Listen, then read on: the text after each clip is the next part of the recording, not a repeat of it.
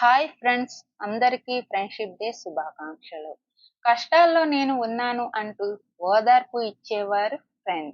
అసలు ఈ friendship day మన దేశానికి ఎలా వచ్చిందో తెలుసుకుందాం. ఈ ఫ్రెండ్షిప్ డే భారతదేశానికి ఎలా వచ్చిందంటే, ఒక అంతర్జాతీయ సాంస్కృతిక ప్రభావం కారణంగా మన దేశంలోకి ప్రవేశించింది. 1930 అమెరికాలోని Hallmark card company owner Joyce Hall అనే వ్యక్తి ఈ రోజు ప్రారంభించారని చెబుతారు. అతను మిత్రులకు కార్డులు పంపించి తమ స్నేహాన్ని ఎప్పటికీ కొనసాగాలని అతని ఉద్దేశం.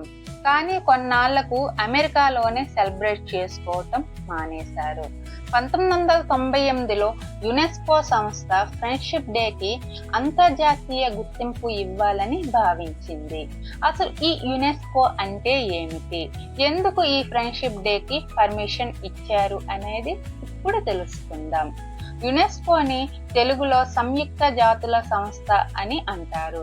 దీని యొక్క ముఖ్య ఉద్దేశం ప్రపంచంలో శాంతి, ఐక్యత, మానవ సంబంధాల మెరుగుదల కోసం ప్రపంచం అంతటా వివిధ భాషలు, జాతులు, మతాలు ఉన్నాయి కాబట్టి స్నేహం అనే భావన వలన ప్రజల మధ్య ద్వేషాన్ని తగ్గించి యుద్ధం, మత ఘర్షణలు లాంటి సమస్యలపై ఒక మార్గదర్శకంగా ఉండాలని భావించింది.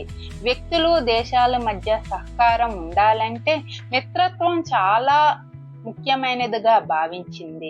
అందుకే ప్రపంచవ్యాప్తంగా ఫ్రెండ్షిప్ కల్చర్ ని ప్రోత్సహించాలనే ఉద్దేశంతో 2011 జూలై 30న ఐక్యరాజ్య సమితి అంతర్జాతీయ స్నేహితుల దినంగా ప్రకటించింది. కానీ ఆగస్టు మొదటి వారంలో ఫ్రెండ్షిప్ డేగా ఎందుకు చేసుకుంటున్నారు అంటే, ఆదివారం సెలవు దినం కాబట్టి స్నేహితులు కలవడానికి, బయటకు వెళ్ళడానికి, సెలబ్రేట్ చేయడానికి సౌకర్యవంతంగా ఉంటుంది. మన దేశంలో కూడా అదే ప్రాచుర్యం పొందింది. కానీ ఇవి రాకముందే స్నేహం మన భారతీయ సంస్కృతిలో ఒక భాగమైంది. భారతీయుల జీవన విధానంలో స్నేహానికి ప్రత్యేక స్థానం ఉంది.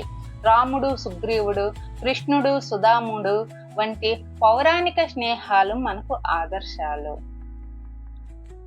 నా వీడియో చూసి విన్నందుకు ధన్యవాదములు.